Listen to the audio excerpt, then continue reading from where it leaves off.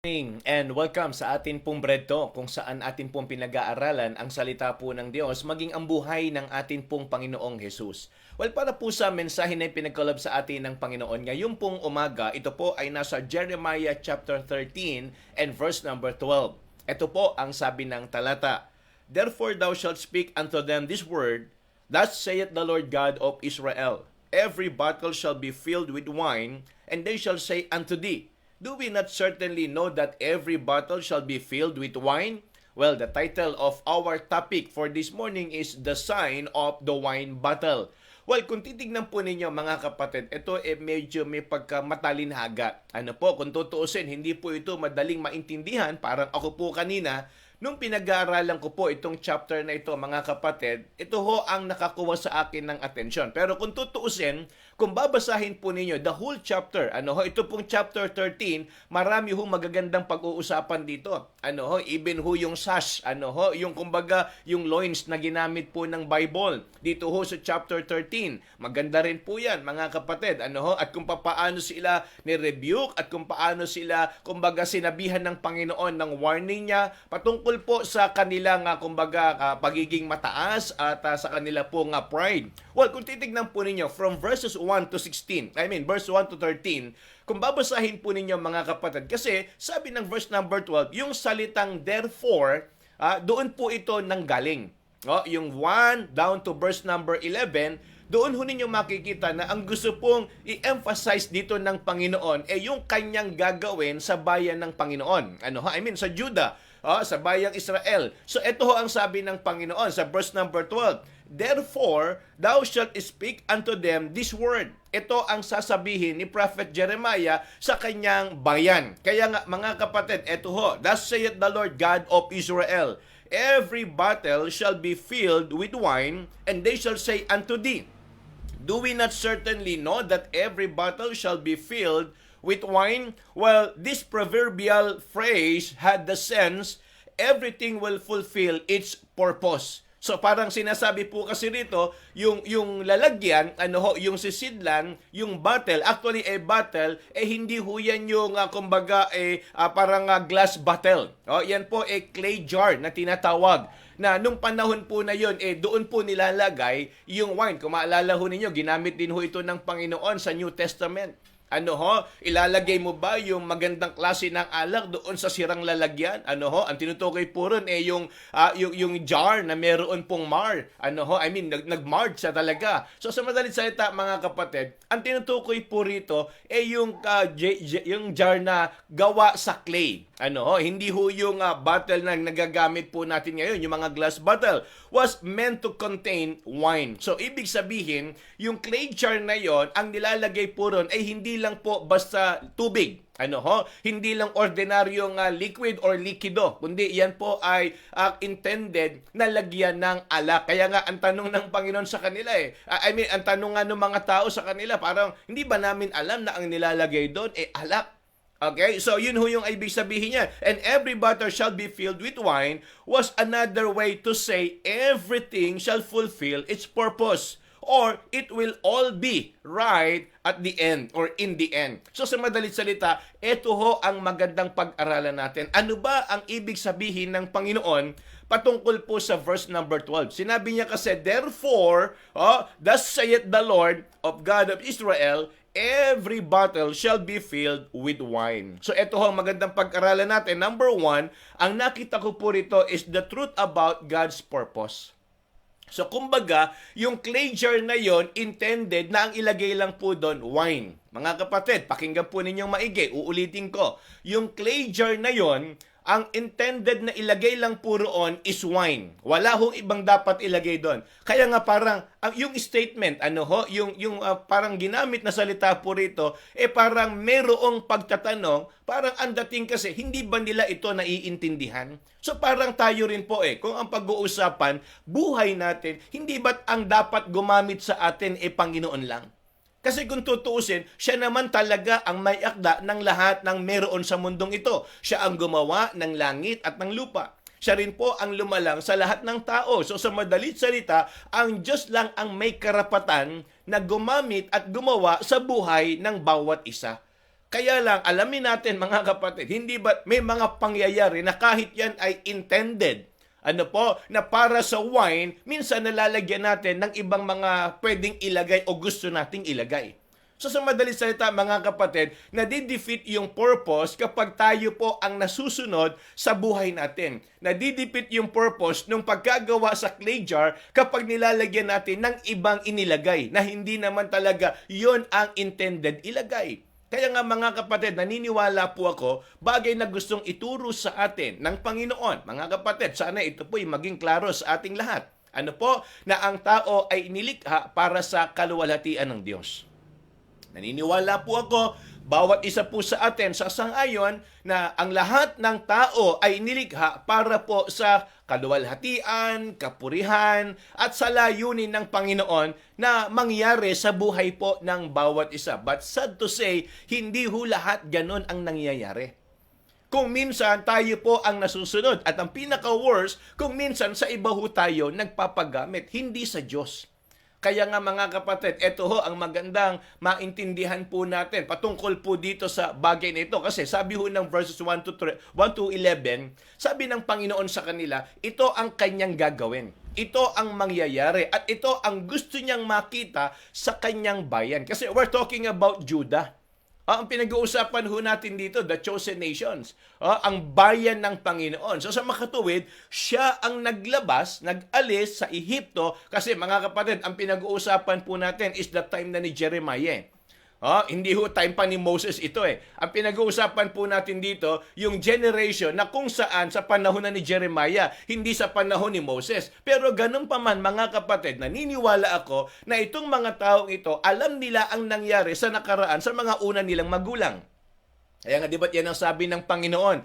Lagi silang nire-review. Huwag kayong gumaya sa mga dati niyong magulang. Huwag kayong sumunod sa yapak nila. Kundi sumunod kayo sa kung ano yung sinasabi ng Diyos sa kanila ngayon. Kaya lang po, nakakalungkot mga kapatid. Maraming mga tao nabubuhay sa mga nakaraan.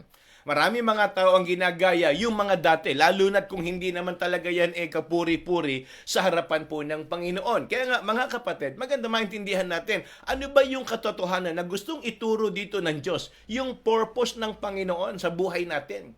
Yung purpose ng clay jar na yon, yung wine na dapat ilagay doon. Parang tayo po, dapat ang nasa atin, banal na espiritu, hindi yung kung ano-anong espiritu.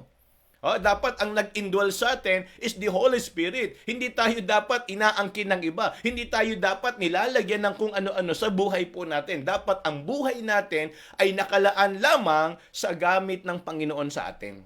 Kung paano tayo gustong gamitin ng Diyos, kung paano tayo dapat nakapagbibigay kaluwalhatian sa Panginoon. Kaya nga, yan ho ang unang bagay na nakita ko dito po sa ating pinag-aaralan. And then pangalawa, the time about God's plan.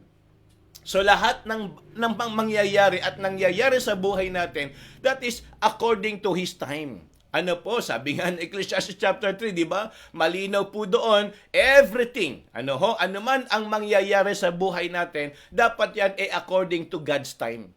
Hindi ho dapat sa gusto natin. Hindi dapat sa oras natin. Kaya nga, ang sabi sa kanila ng Panginoon, pakinggan po ninyo, verse number 12, therefore thou shalt speak unto them this word, thus saith the Lord God of Israel, every bottle shall be filled with wine. So, ibig sabihin, may panahon talaga na tayo ay malalagyan, na tayo ay mapupuno, tayo ay magagamit. So, sa madalit salita, mga kapatid, ganun din ang gustong puntuhin ng Panginoon sa bawat isa sa atin na talagang may panahon na dapat tayo ay mapakinabangan ng Diyos, mapakinabangan ng lumikha sa atin. Kaya nga ulitin ko, nakakalungkot kapag ang buhay natin iba ang nakikinabang, hindi ang Diyos.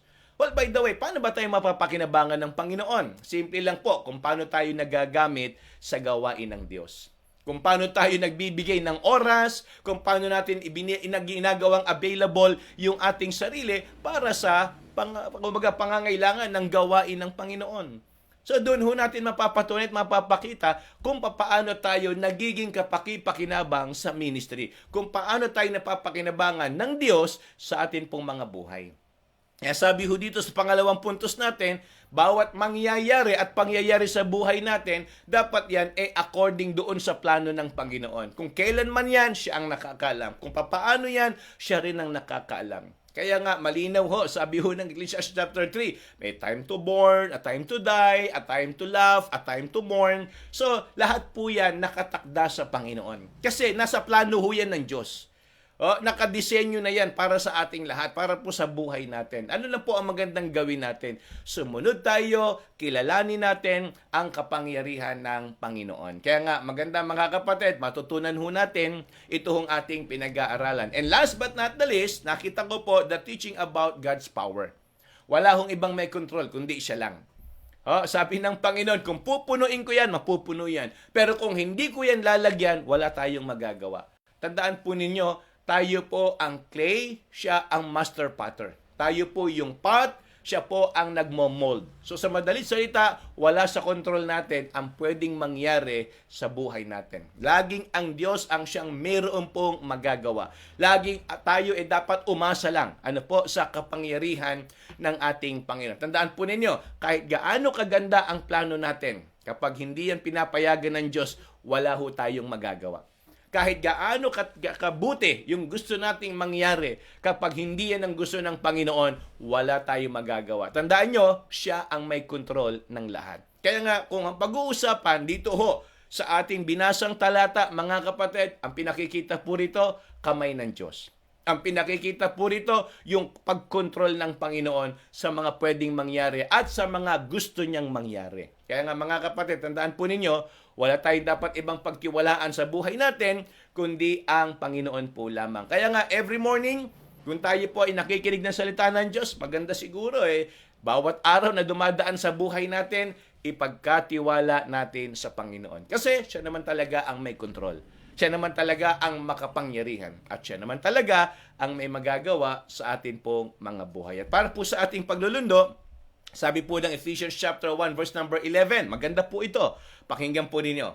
In whom also we have obtained an inheritance, being predestinated according to the purpose of Him who worketh all things after the counsel of His own will.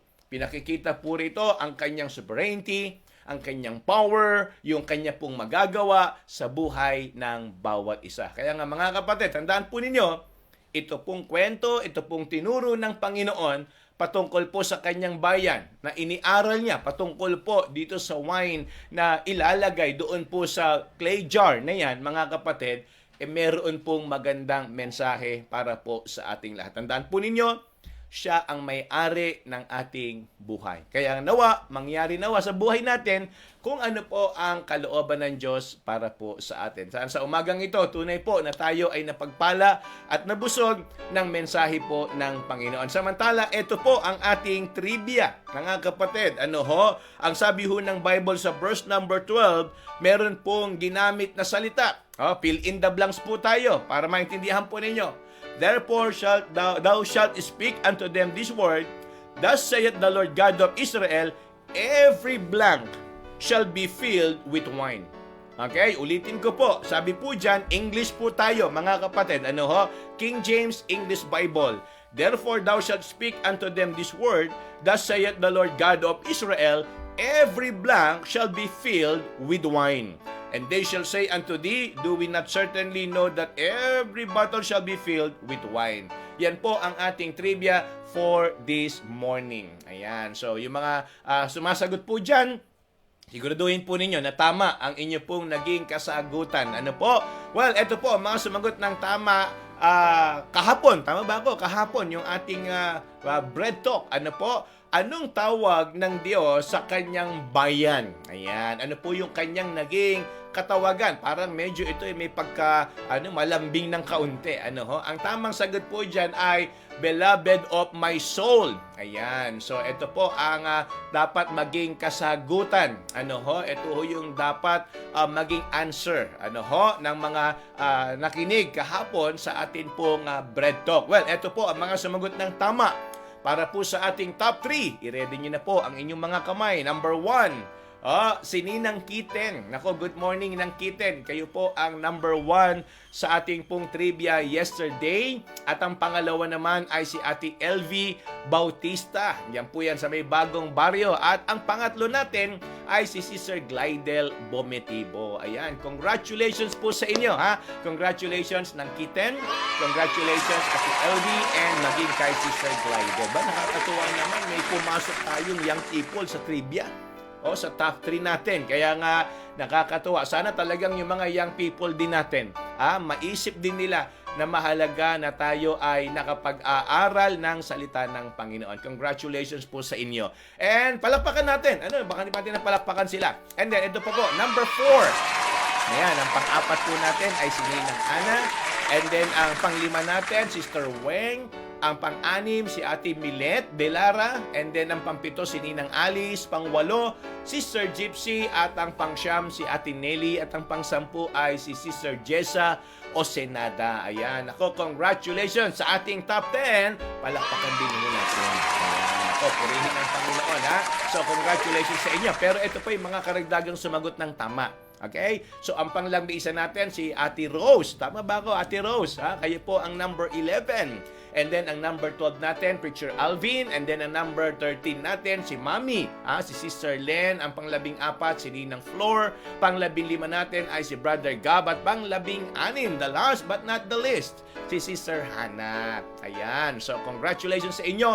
Maraming salamat talaga sa mga sumusubaybay at naka-join sa atin every morning para mag-aral ng salita ng Panginoon. Thank you po sa inyo. Ano po? And gusto lang nating batiin ng good morning. Ayan. Yung mga bago ho natin, mga kapatid, wag na sana mapagtampuhan ng iba. Ito ho yung mga bago nating nakakasama dahil alam ko ho, kayo rin ay masayang kasama natin. Ito pong mga bago nating kapatiran. Ayan. Good morning kay Ate Josephine Serrano ng Pangasinan. Ayan. Good morning. And welcome back. Ano po, matagal din nating na-miss si Ate Pen. Ayan, si Ate Josephine. And then, kasama rin natin si Ate Judy Gonzales. Mula po yan sa Bagong Barrio, sa East Bagong Barrio. And maging si Sister Sherry Rose de la Cruz. Nako, mga kapatid, kausap ko ito kahapon. May excite po kayo sa kanyang testimony, sa kanyang Thanksgiving. Kasi po, kung talagang loloobin ng Panginoon at sila po papayagan na maka-join sa atin sa December 24 sa ating Thanksgiving, isa po ito sa magpapatotoo ng kabutihan ng Panginoon sa kanyang buhay. Good morning, Sister She. Maraming salamat sa iyo at naway patuloy kang palakasin at patuloy kayong pagpalain ng Panginoon. Kayong dalawa ni Brother Bench. Ayan, blessing ang inyong buhay mag-asawa. And gusto rin natin batiin si Ate si Lorena. Ayan, si Darling Lacuna. Good morning.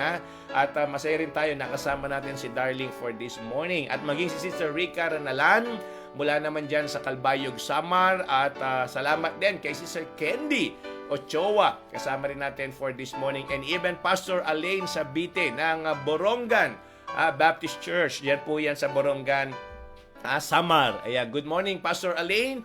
Maraming salamat. And gusto lang nating batiin ng happy birthday si Sian Halmasco ng Dubai. Ayan, ako isa ito sa mga anak nila Brother Iris and Sister Melovie. Ayan, good morning sa inyo dyan sa Dubai and happy birthday kay Sian. Maraming salamat mga kapatid. Pastor Alain, thank you very much po dahil masaya kami kapag kayo ay kasama naming nag-aaral ng salita ng Panginoon. Huwag ho ninyo makalimutan, sama ho natin sa prayer itong mga kapatid natin na nangangailangan ng kalakasan at kagalingan ng Panginoon. Si Kapleo Kagawan, si Nanay Olivia Tahuna, and then Kuya Ray Cortez, si Nanay Belen, yung mother ko po, si Mami, Sister Len, at maging si Tatay Tomas Beltran, and also kay Pastor June Bertos, at maging kay Ate Nelly. Bagamat si Ate Nelly nakaka-attend, kaya lang syempre pag-pray natin, sana lagi siyang palakasin ng Panginoon kasi kahit prayer meeting, pumupunta ng church Good morning po, Ate Nelly. Patuloy po kayong palakasin ng Panginoon. At maging kay Nanay Rosita Andres, kay Ninang Ana Lacuna, kagalingan din po at kalakasan ng katawan. And maging kay Sigi, sana talagang patuloy na pagalingin ng Panginoon. Ito pong si Sigi, na sana talagang bigyan siya ng kalakasan. Magaling na, pero walang ganang kumain. Ayan, so sana bumalik ulit yung kanyang gana sa pagkain. Pag-pray din natin si Nanay Denden. Wala ho siya kagabi, gawa ng meron po siyang sakit.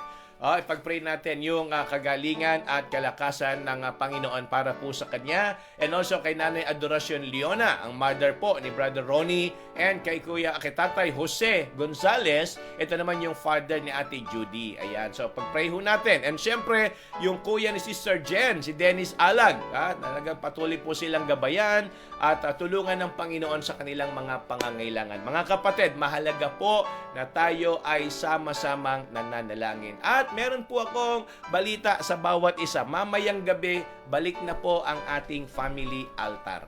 Ano ho? So kaya mamaya, tayo po ay muling magsama-sama sa pag-aaral ng salita ng Panginoon at pananalangin para po sa mga pamilya at kapatiran na alam ko po, kailangan ng panalangin. Kaya mga kapatid, don't forget, tonight, meron na po tayong family altar. Again, salamat po sa lahat na nag-join ngayong umaga. Ingat po tayo palagi and good morning to everyone.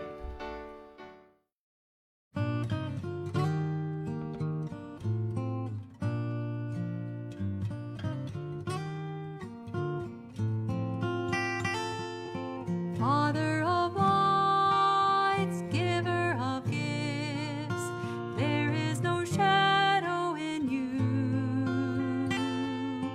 Author of life, fountain of grace, each morning your mercies are new.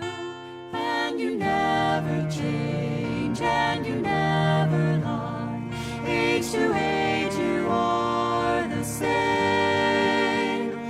I will trust in you, all your faithfulness, for I know you never change. Father of love, source of all good, tower of strength and my shield. When you gave your son for those who rebel, your love for the world was revealed. And you never change, and you never lie.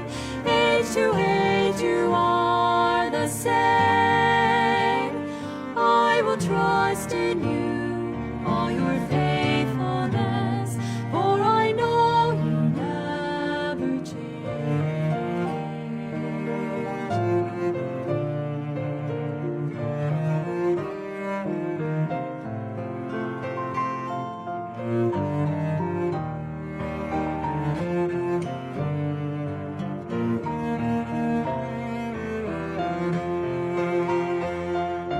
Father of peace, help all the weak, though mountains fall into the sea, though tempests may rage.